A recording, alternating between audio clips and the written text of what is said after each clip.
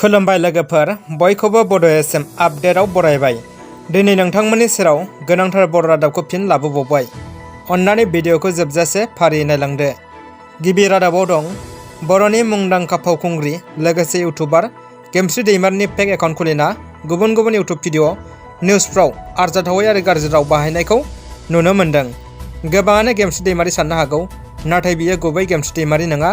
सोरबा नैथि सुबुङा मुंदांखा फावखुंग्रि गेमस्रि दैमारिखौ गाज्रि मुं सुहोनो बे इनाय हाबाखौ ससियेल मिडियाआव मावगासिनो। बिनि सायाव फावखुंग्रिया मा बुङो उन समासो मिथिहोसिगोन। 18+ भेक्सिननि थाखाय साननैनि गेजेराव 2.43 कौटि रेजिस्टार जादों। हादोराव कर'ना जिउसानि थासारिखौ नोजोर थिना मिरु सरकारा हादोराव कर'ना जिउसानिफ्राय रैखाथि होनो भेक्सिन होनाय हाबाफारि खुंफुंबोगासिनो।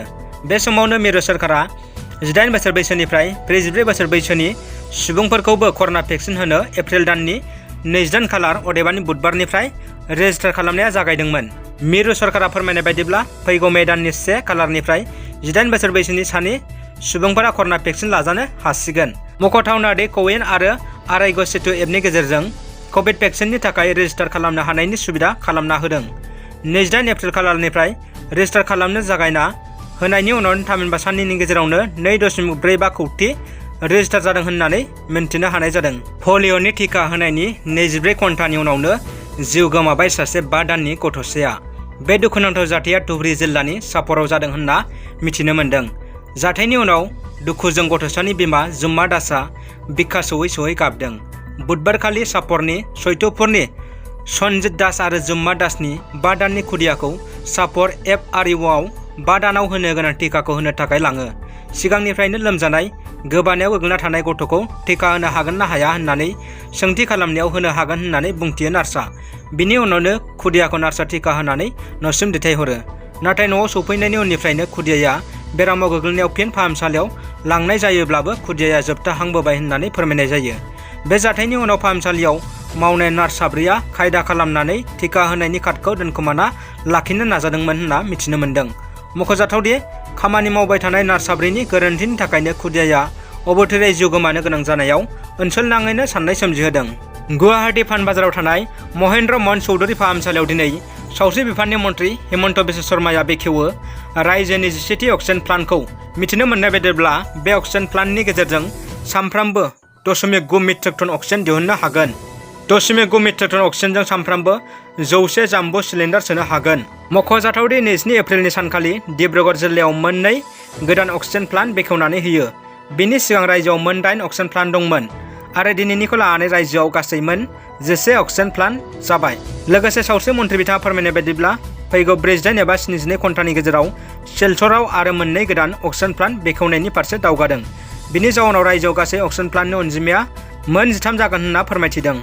बड' एसएम आपडेटनि रादाब नायगिरि साफ्रोमबो मानगोनां बर'साफोर, नोंथांमोननो मिथिहरनाय जाबायदि जा समाव जोंनियाव एन्ड्रइड मबाइल आरो मोजां इन्टारनेटनि खाबुआ गैयामोन, बै समावनो फिसा मबाइलजों गुगोलाव बर' मेथाइ भिडिअ खोनासंनाय सम दंमोन। नोंसोर गोसोआव दङना? रोमै बड'सं.इन वेबसाइटआव सल' खोनासंनाय आरो कम्पिउटाराव मेथाइ भिडिअफोरखौ खोनासंनाय। बैफोरनि गुदियावनो बड'सं.इन वेबसाइटनि गेदेर बिहोमाया बावनो हायै।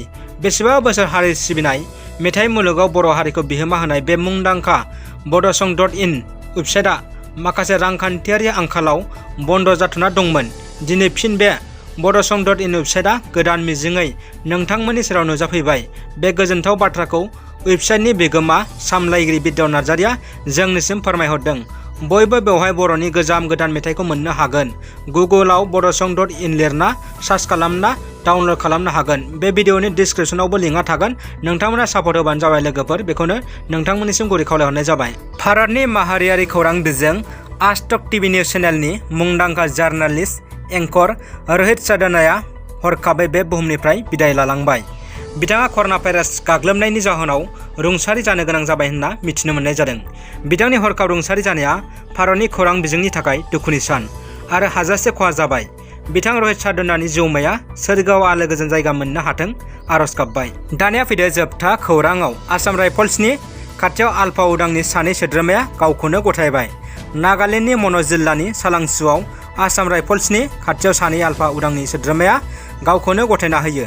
गावखौनो गथायनाय सानै आल्फा सोद्रोमाखौ खदम गगৈ आरो नयनज्योति गगৈ होननानै मिथिनो मोननाय जादों।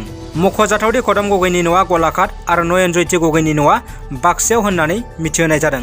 दिनैनि रादाबा एसेनोसै लोगोफोर। स' नोंथांमोना रादाबखौ मोजां मोनबायबा अन्नानै लाइक कमेन्ट शेयार खालाम आरो दासिमबो बड' एस एम आपडेट इउटुब चेनेलखौ साबस्क्राइब खालामाखैब्ला अन्नानै साबस्क्राइब खालामनानै ला।